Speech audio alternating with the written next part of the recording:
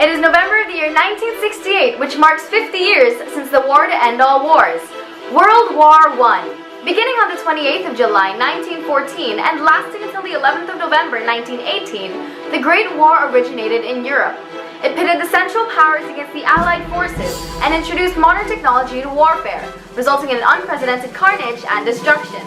Today we center our discussion on the question whether or not the war opened up wonderful opportunities to advance technology as well as create jobs, especially for women. I'm bringing in two experts today who will help shed some light on this topic. 22-year-old Callow's family history is quite intertwined with the events of the war. When her ancestors were kicked out from the countryside during the Industrial Revolution, they moved here to the city for the job opportunities that arose for the men in her family. When the war started, her grandfather immediately joined, eager to please his country and protect its citizens. Her dad, at the young age of 16, was drafted a few years later as well. Definitely. The war helped us realize our potential and further encouraged us to push ourselves. I mean, think about it. There may have been a lot of casualties, but there were many advancements as well. Tissue, for example.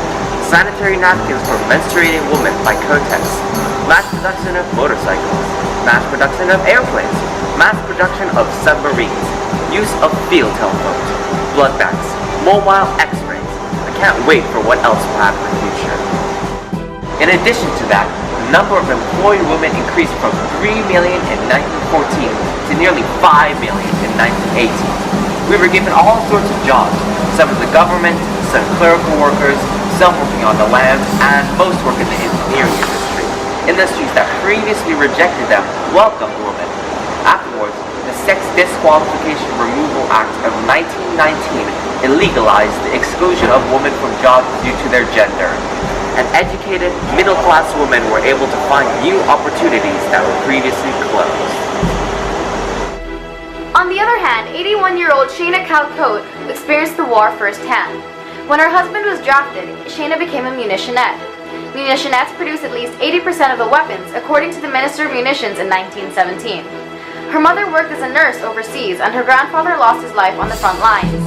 She has both experienced and heard of the effects of the Great War.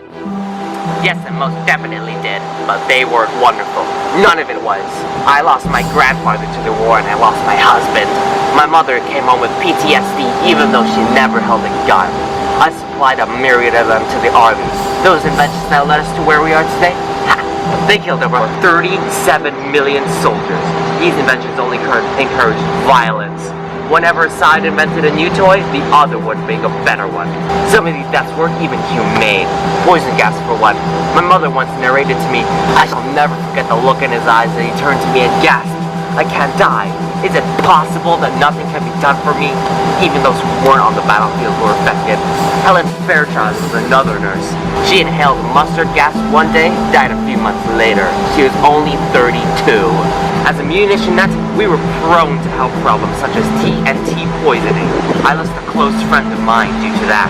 As to creating opportunities for women, not much was done either. We weren't needed when the truth returned. Furthermore, the Restoration of Pre-War Practices Act forced most women to leave their roles so the men could join again. We went from being proud wartime workers into domestic servants. If someone objected, they'll be met with public anger. Additionally, only women over 30 could vote, while all men over 21 were given the right to cast ballots. Women weren't being paid as much as men. Conservative social attitudes saw little progress made in terms of equality. Thank you, ladies. Now that you've seen both sides of the debate, what do you think? Was war a good thing? Did it really help advancement in technology, as well as create job opportunities for women? Keep an open mind, and you decide. Thank you for tuning in to Good Morning Britain.